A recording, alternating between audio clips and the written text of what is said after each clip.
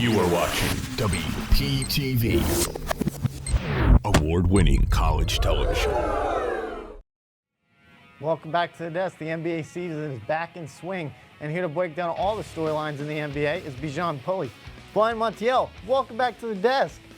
Matty Goldman and Matthew Zoppi, his debut on the desk as well. The NBA season is only 2 weeks in, and we already have seen our first bit of drama with JA Morant making comments to the media and seamlessly being disgruntled with the Grizzlies. Bijan, I'll go to you. With all this drama surrounding JA Morant, do you think it's the beginning of the end to Ja's tenure with Memphis? Honestly, I do. And we got to go back to where this all started. This started when the Grizzlies played the Lakers on Halloween, where it wasn't the fact Ja played really bad that game. It was also his effort, where during the second half it was very lackluster. After the game, he made comments to the media after the game saying, go ask the coaching staff, and then saying to the media, saying if you ask the coaching staff, their best solution was to not play him. Then he got suspended. Then a few days later, he made another big comment saying that he lost his joy for the game. On top of that, he's been playing terrible this season. Memphis, 13th seed in the West. This just reminds me in some ways of how Jimmy Butler was moving during the time he was disgruntled in Miami before he got moved to the deadline. And I believe this is the path we're heading down with Ja Morant. I do think he gets traded. Brian, what's your inkling here? I mean, for me, this is the second year in a row where Ja Morant kind of blames it on the coaches, and I think that's just not the case. I mean, he's just been playing bad. He hasn't improved since probably his third season in the league. I think it's just time for them to move on. I mean, once you have a problem with your star player and the coaching staff, it's not. You already fired Tyler Jenkins last year because of him to make him play better. It's not the coaching staff anymore. It has to be on Ja Morant, and I think it's better for both parties to move on. Goldie? It was Taylor Jenkins, not Tyler. Taylor, my fault. Yes, Ja Morant will be traded. It was only a matter of time. Right. You know, he's a great guard. It's been such a problem with all the off-the-court stuff. You have Kevin Durant saying stuff to his dad on the sidelines. 20 points per game this season, 4 rebounds, 7 assists, 23 points, 5 assists, 5 rebounds, 7 assists for his career. I really like Ja as a player, but he's just not the same. In 2022, when I was a sophomore in high school, I saw an MVP poll where Ja Morant was #1. That is crazy. That is crazy. It is crazy because what has he done? He was eliminated by Golden State, and the Grizzlies has been a meme during the time with Dillon Brooks. They've always had terrible reputation from the entirety of the NBA, from veterans like Draymond and LeBron, mostly from Dillon Brooks, who was he was made fun. There was Guangdong Tigers. Oh, Zoppi, you never make me fail. You're making us laugh already on the desk, so that's a great sign. So far, we've seen we've seen some second to third to even fourth players that have already been hyped up as prospects, and they're already showing signs of pretty dominant play.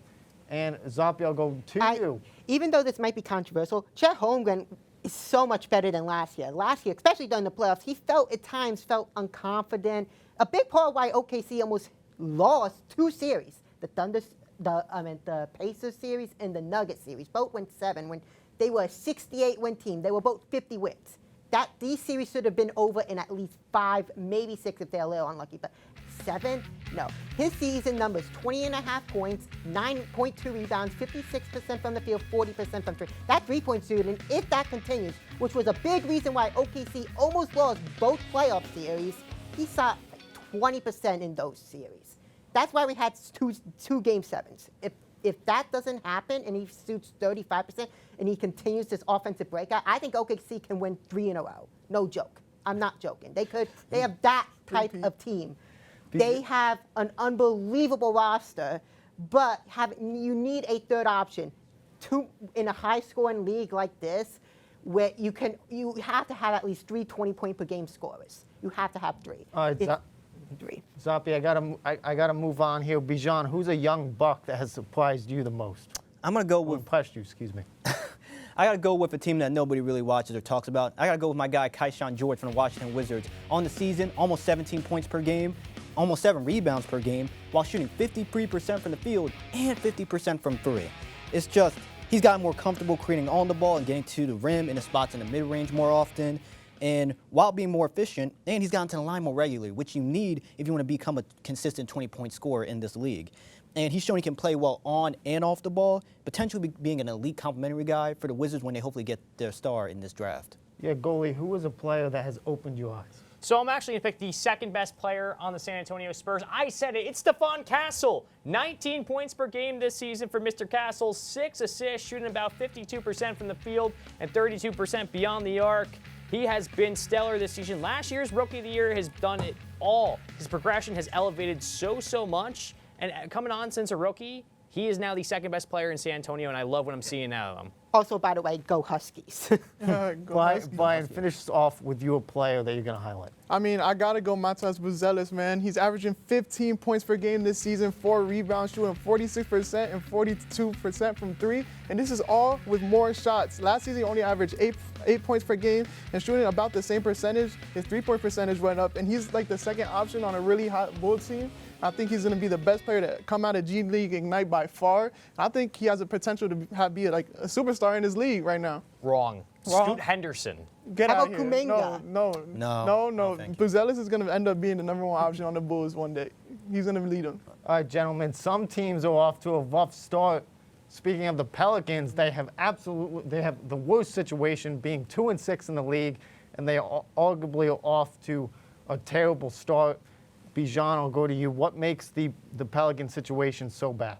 It's not having their first round pick. It's bad to be tied for the worst record in the West with another team we're going to talk about later. But you can be like, okay, well, at least we have our first round pick in a draft that's loaded at the top with names such as Darren Peterson, Cam Boozer, AJ DeBansta.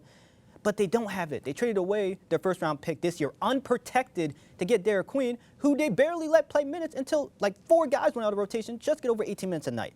And it's bad. Like this Pelicans, they need a reset, but you can't reset when you don't have your first round pick.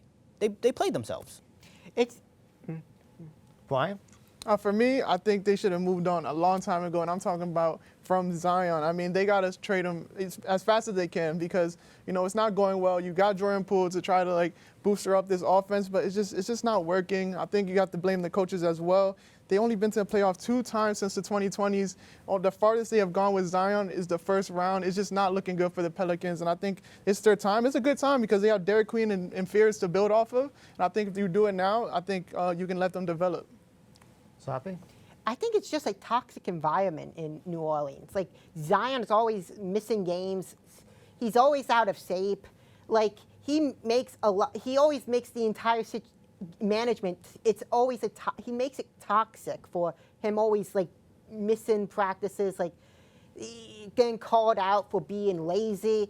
And overall, he's just not a guy you build on. And also hiring Joe Dumars coming in. I know Dumars was a good GM, but he was a big part of why Detroit had started a long playoff drought. He drafted Darko, and when all that core got old, they couldn't replace him. They became garbage.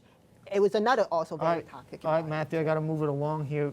Goalie finishes off. They lack a center. Derek Queen, Yves Missi, Kevon Looney. No, that's not going to work. No. The Pelicans have a bunch of players who are good. They're okay, but they're not great. Zion is not great. I don't think Fears or Queen are going to be great in the future. Look at the West. You have Chet Holmgren, Alperen Sengun, Victor Wembanyama, Nikola Jokic, all dominant 5s. Who do the Pelicans have? Derek Queen? That guy is not going to be good in the NBA. They have Yves Missi. He's going to stink. Kevon Looney, you should have stayed in Golden State. I think the Pelicans have nothing at the 5.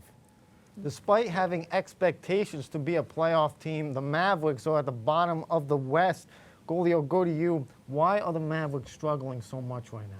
Well, Coop, they have no bench. Najee Marshall, Brandon Williams, Caleb Martin, Jaden Hardy. This is funny. I get they moved Clay to the bench now, and D'Lo's going to be in the starting lineup. And yes, Dwight Powell is still playing basketball in the Big 2-5. With Derek Lively injured, I think it's going to be hard. The road's going to be, they're not going to get in that upwards trajectory where other teams in the West are. The Mavs, they're just not going to go into playoff contention because they have no competence. Cooper Flag already saying this is the most he's lost ever. How are you going to please your superstar for the future? Brian, what's your inkling with the Mavericks? Why are they struggling? I mean, they're unfortunately missing Kyrie, and it's not something that you can control. He ain't going to be back until February, but in my opinion, if Kyrie was on the court still, they wouldn't be last in the Western Conference. I mean, he averaged 25 last season, 5 rebounds, 5 assists, and they still need a ball-handling guard that's really solid, and they need a scoring production as well, his gravity, and even though he averaged 5 assists, which is kind of just mid for a point guard, but I bet he could have upped his production and upped his role in the playmaking role. They really need Kyrie right now.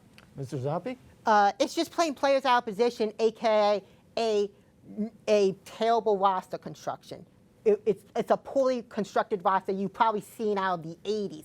It's half the team is power forwards and centers, and they're playing Cooper Flag at point guard. He's an 18-year-old who has never played that position. It just makes no sense having him at point guard, and they probably should have traded all their bigs, Gafford, Davis.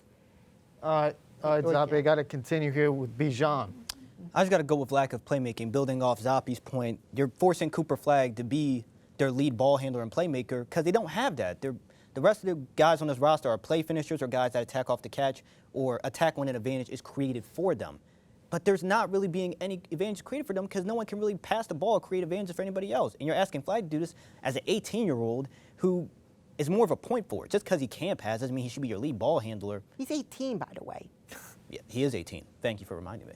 But it's just, there's not a lack of playmaking, and that's why, like Brian brought up too, they're missing Kyrie because he could help in that department. That's all we have for the NBA today. Let's head over to the Diamond and recap the World Series next on WPTV.